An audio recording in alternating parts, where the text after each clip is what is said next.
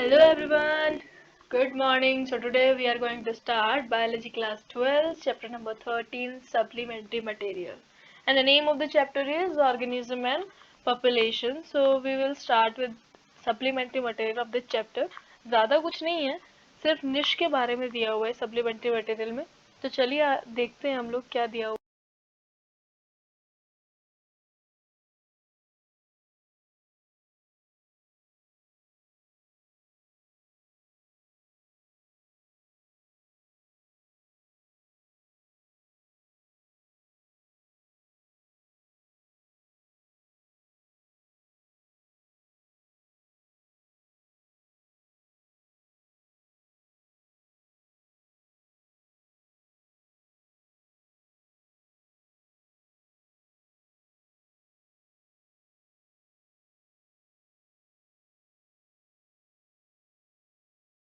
Okay, तो यहाँ पे ये निश के बारे में दिया हुआ ऑर्गेनिज्म एंड पॉपुलेशन. ठीक है. सो निश क्या होता है?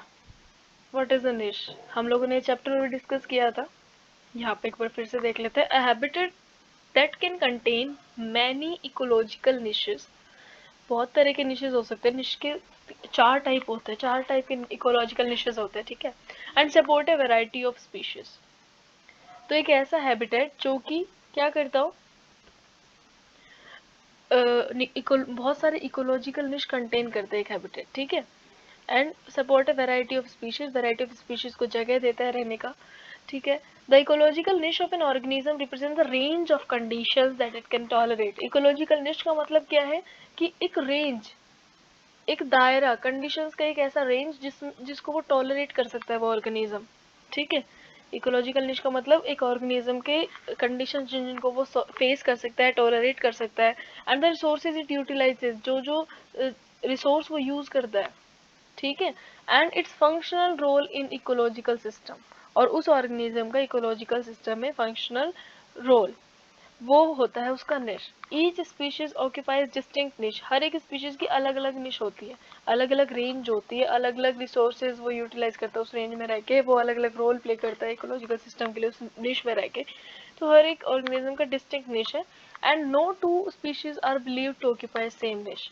जैसे कि मैंने कहा था कि निश जो है उसमें सिर्फ एक ही टाइप की स्पीशीज मिलेंगे आपको. कोई भी एक ही निश में कोई भी दो स्पीशीज एक साथ आपको नहीं मिलेंगी, क्योंकि कोई भी स्पीशीज नहीं चाहती कि वो अपने एक एनवायरनमेंट को, पर्सनल एनवायरनमेंट को किसी और को हार्म करने दे, किसी और को उसमें आने दे. कोई भी अपनी पर्सनल लाइफ में किसी और का इंटरफेरेंस नहीं चाहता है. सिमिलरली एक ऑर्गेनिज्म का निश का मतलब उसका एक पर्सनल एरिया, एक पर्सनल दायरा, एक रेंज जिसमें वो यूटिलाइज करता है रिसोर्सेज को, जिसमें वो अपना एक फंक्शनल रोल प्ले करता है, जिसमें वो रिप्रोड्यूस करता है, जिसमें वो रहता है. ठीक है. उसको बोलते हैं निश. और वो कभी नहीं चाहेगा कि दूसरी स्पीशीज उसमें आके उसके साथ इंटरफेयर करे, उसकी चीजों से छेड़छाड़ करे. जैसे हम लोग हैं, हम लोग पढ़ाई कर रहे हैं, स्टडी कर रहे हैं, हम लोग चाहेंगे कि कोई आके हमें डिस्टर्ब करे. हम लोग यही चाहेंगे कि इमेंस साइलेंस बना रहे, एक एनवायरनमेंट क्रिएटेड रहे, कोई और हमें आके डिस्टर्ब ना करे. एज एन वन कोई डिस्टर्ब करता है हमें बहुत प्रॉब्लम होती है. सिमिलरली निश is an area, is a defined range. अगर उसमें कोई और ऑर्गेनिज्म और स्पीशीज आ जाती है दूसरी, उसी स्पीशीज के सभी ऑर्गेनिज्म रहेंगे. जैसे मान लीजिए रैट्स है तो वो सारे रैट उस एरिया में रहेंगे, उनको कोई दिक्कत नहीं होगी. मान लीजिए वहां पे कोई और ऑर्गेनिज्म आ गया, कोई वर्म आ गया कुछ, उसको वो नहीं रहने देंगे वहां पे. एट एनी किसी भी तरीके से उसको वहां से निकाल देंगे. जैसे कि हम लोग एक बार समझाती हूँ आपको. निश क्या? Niche is the sum of habitat requirements and behaviour. क्या जोड़ है, सम है, एडिशन है. किसका? हैबिटेट की रिक्वायरमेंट्स का, बिहेवियर का. That allow the species to persist and produce offsprings. वो एक स्पीशीज को क्या करता है? अलाउ, परमिट करता है, परमिशन देता है कि वो वहां पे रह सके, परसिस्ट कर सके और अपने ऑफस्प्रिंग्स प्रोड्यूस कर सके, रिप्रोडक्शन कर सके. ठीक है. तो निश क्या है? एक सम है हैबिटेट रिक्वायरमेंट्स का और बिहेवियर का, उस ऑर्गेनिज्म का बिहेवियर का, जिसमें वो स्पीशीज को अलाउ करता है वो एरिया क्या करने के लिए? उसको रहने के लिए, उसके ऑफस्प्रिंग्स प्रोड्यूस करने के लिए. जैसे हमने वार्बलर्स की स्पीशीज के बारे में पढ़ा था कि एक ही पेड़ पे 5 अलग अलग, वो मतलब एक ही स्पीशीज के वो जो वार्बलर्स रहते हैं, ठीक है, 5 रहते हैं, वो किस तरीके से अपने फॉरेजिंग टाइम को डिस्ट्रीब्यूट किया हुआ है, रिसोर्स पार्टीशन किया हुआ है. वो किसका एग्जाम्पल है? हचिस हचिनसोनियन निश का, ठीक है। तो वो हचिनसोनियन निश का एग्जाम्पल है वो वार्बलर्स वाला। तो निश कितने टाइप के होते हैं? 4 टाइप के होते हैं। हमें इतना डीप में नहीं जाना है, मैं जैसे आपको बताने के लिए कि क्योंकि आपकी बुक में उसका एग्जाम्पल दिया हुआ है, साइट किया हुआ है, तो इस वजह से आपको उसका टाइप बता दी कि वो उस टाइप के निश का एग्जाम्पल है, हचिनसोनियन का, ठीक है। And the position of species with in an ecosystem, एक स्पीशीज की पोजिशन एक इकोसिस्टम में, वो होता है उसका निश। तो सिंपली हमने निश से क्या समझा?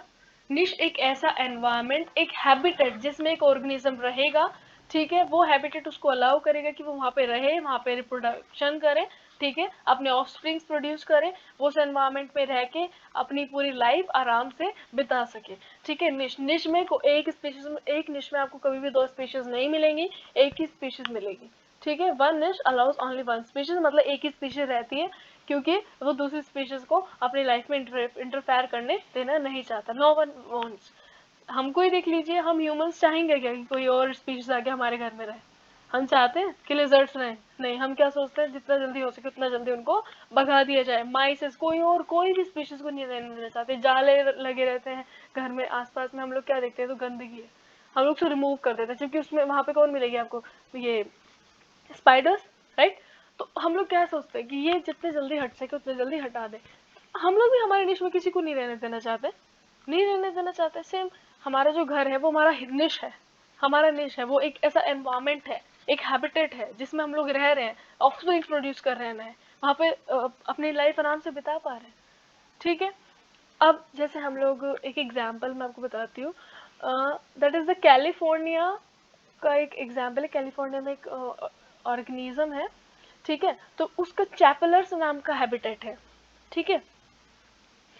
सो तो वो ऑर्गेनिज्म क्या करता है, अंडर ब्रश, जो मतलब एक जैसे झाड़ियाँ टाइप होती है, हाँ, तो एक झाड़ी से वो अपने प्रीडेटर से बचने के लिए एक झाड़ी से दूसरी झाड़ी में जंप करते रहते हैं, शफल करते रहते हैं, कूदते रहते हैं। तो प्रीडेटर से बच रहा है उसमें, उसी हैबिटेट में रह के वो अपना लाइफ स्पेंड कर रहा है, उसी हैबिटेट में रह के वो खाता है पीता है, वो उसका क्या हो गया, निश हो गया। That under brush is his निश, उस ऑर्गेनिज्म का निश है वो अंडर ब्रश, ठीक है। तो वो उससे उसमें कूदता है बचने के लिए, मतलब वो प्रेडेटर से। तो एक ऐसा एनवायरनमेंट जो कि उसके हैबिटेट की रिक्वायरमेंट्स को पूरा करे, मतलब जैसे उसको जब उसको बचना हो तो वो बच भी सके उसी में, अगर उसको कुछ खाना है तो वहां से कुछ खा पी भी सके। तो निश एक ऐसा हैबिटेट होता है, it is the sum of habitat requirements and behaviour, जो ऑर्गेनिज्म जो बिहेवियर शो करे उस पर्टिकुलर रेंज में रह के। और इकोलॉजिकल सिस्टम में वो क्या रोल प्ले कर रहा है, उसका खुद का फंक्शनल रोल, उसको बोलते हैं निश, ठीक है। तो एक डिफाइंड रेंज कह सकते हैं हम लोग, एक बाउंड्री कह सकते हैं, ठीक है। अब ये रामसर कन्वेंशन वगैरह ये आपके टर्म 2 के सिलेबस में चैप्टर नंबर 15 में आएगा, तो मैं उस टाइम आके यहाँ पे आपको फिर से समझाऊंगी। सबसे पहले आप लोग जाके टर्म 2 का वीडियो देखिए, टर्म 2 के सिलेबस का, ठीक है। डायरेक्टली किसी भी चैप्टर पे जंप मत कीजिए, पहले उस वीडियो को कंप्लीट कीजिए और फिर एक एक चैप्टर को कंप्लीट करते चलिए, तभी आपको समझ आएगा। समझ आ रही है बात? क्योंकि हमको सिलेबस पता नहीं होगा, हम सोचेंगे कि क्या ये सिलेबस में है कि नहीं है, तो पहले उस वीडियो को देख लीजिए ना कि टर्म 2 में सिलेबस क्या क्या है। एम आई गोइंग राइट और रॉन्ग, आपको तभी पता चलेगा। There must be a trust between us, ठीक है, व्यूअर्स के बीच में और मैं जो वीडियो बना रही हूँ, हमारे बीच में ट्रस्ट होना चाहिए ना। इसीलिए मैं कह रही हूँ पहले आप लोग टर्म 2 के सिलेबस वाले वीडियो को कम्प्लीटली देखिए, उसमें मैंने क्या क्या बताया समझिए उस चीज को, उसके बाद फिर आप चैप्टर्स पे आइए, क्या क्या टॉपिक्स इंक्लूडेड हैं, कौन कौन से एक्सक्लूडेड हैं। मैंने जैसा उसमें दिया हुआ है एग्जैक्टली वैसा ही पढ़ा है, लेकिन फिर भी एक बार आप वीडियो देख लेंगे तो आप लोगों को भी एक ट्रस्ट हो जाएगा, हाँ, एक मन में ये आ जाएगा, हाँ ठीक है, इट्स राइट, सही जा रहे हैं हम लोग। डू नॉट, मतलब एक फियर सा मत क्रिएट कीजिए कि भाई मेरे से नहीं हो रहा है, मैं पढ़ाई नहीं कर पा रहा हूँ, कर पा रही हूँ, व्हाट्सएवर, ऐसा डर मत बनाइए, किसी भी सब्जेक्ट से डर मत बनाइए, beat physics, beat chemistry, beat English, कुछ भी सब्जेक्ट है जिससे भी आपको घबराहट होती है उससे डरिए मत। एक स्टार्ट देने की जरूरत होती है हमें, एक बार बस हम स्टार्ट कर दें, ठीक है, फिर उसके बाद अपने आप चलते चलेगा वो सब्जेक्ट आपका। इंजन स्टार्ट करने में प्रॉब्लम आती है, उसके बाद फिर वो सब आराम से कंटिन्यू कर पाते हैं। आप उसको एक बार स्टार्ट तो कीजिए, फिर आप कंटिन्यू कर लेंगे, आई नो दैट, ये आप खुद भी जानते हैं। हम लोग क्या है, हमारे फ्रेंड ने किसी ने कह दिया भाई ये चैप्टर तो हार्ड है, टीचर ने गलती से किसी टीचर सुन लिया कि भाई ये चैप्टर थोड़ा लेंथी है, थोड़ा टाइम लगेगा बच्चों को समझाने में, तो उससे हमारे माइंड में एक अजीब सी इमेज क्रिएट हो जाती है। एक बार आप खुद तो जाके देखिए उस चैप्टर को, वो चैप्टर है कैसा, खुद से एक्सपीरियंस करेंगे ना, तभी तो फाइट कर पाएंगे हर सिचुएशन से, ठीक है। तो मैंने यहाँ पे एनसीईआरटी के बाहर कुछ भी कवर नहीं किया, एनसीईआरटी ही कवर किए। और आपको पता है हर क्वेश्चन एनसीईआरटी से ही उठ रहे हैं, ज्यादा से ज्यादा सप्लीमेंट्री मटेरियल से क्वेश्चन आ जाता है। हम लोग सोचते हैं आउट ऑफ सिलेबस, हम लोग क्योंकि सप्लीमेंट्री मटेरियल की तरफ तो पहुंचते ही नहीं है, पहले एनसीईआरटी बुक कवर करेंगे तभी तो पहुंचेंगे वहां तक। हम तो एनसीईआरटी बुक को ही नहीं कवर करना चाह रहे हैं। आप लोग पहले एनसीईआरटी को अच्छे से कवर कीजिए और फिर सप्लीमेंट्री मटेरियल को साथ साथ लेके चलिए हर चैप्टर के, ताकि कोई भी टॉपिक छूटे ना, ताकि हमें ऐसा ना लगे एग्जाम में कि क्वेश्चन जो है एग्जाम्स में आउट ऑफ सिलेबस है, नहीं है वो आउट ऑफ सिलेबस। बस आप लोगों को थोड़ा कंसंट्रेशन करने का जरूरत है, थोड़ा सा ध्यान देने का जरूरत है। अपने टाइम को और एक्टिविटीज में इंडल्ज करने के बजाय आप लोग स्टडीज की तरफ फोकस करें। और इस बार तो आपका खैर ऑफलाइन होने वाला है, सॉरी दैट आपको रिटर्न में एग्जाम देना है, एमसीक्यू टाइप थोड़ी ना है आपका टर्म 2, आई विश। और बाकी क्या चेंजेस होंगे वी कांट से, पेंडेमिक का सिचुएशन कुछ भी हो सकता है, ठीक है। लेकिन अपनी तैयारी आप लोग फुल रखिए इसमें, नहीं तो एटलीस्ट इसके आगे जो एग्जाम्स होंगे उनमें तो आप बेटर कर पाएंगे, क्योंकि हम लोग पहले पढ़े हुए होंगे तभी तो हम लोग आगे की तैयारी कर पाएंगे। तो इसलिए अभी अपने बेस को तो स्ट्रांग कीजिए, आप लोग बेस को वीक रखेंगे तो कैसे आगे चल पाएंगे भाई। मकान की नींव भी कमजोर होगी तो मकान कैसे अच्छे से स्ट्रांगली बिल्ड हो पाएगा, नहीं हो पाएगा। So focus on your studies बच्चे, ध्यान दीजिए। कोई भी प्रॉब्लम आ रही है, कोई भी डाउट आ रहा है, कमेंट सेक्शन में आके कमेंट तो कीजिए। I am there to help you, सिर्फ कहने के लिए नहीं है, genuinely I will helping you. लेकिन आप लोग आइए तो सही, कन्वर्सेशन तो कीजिए, बात तो कीजिए, पूछिए तो सही कोई क्वेश्चन।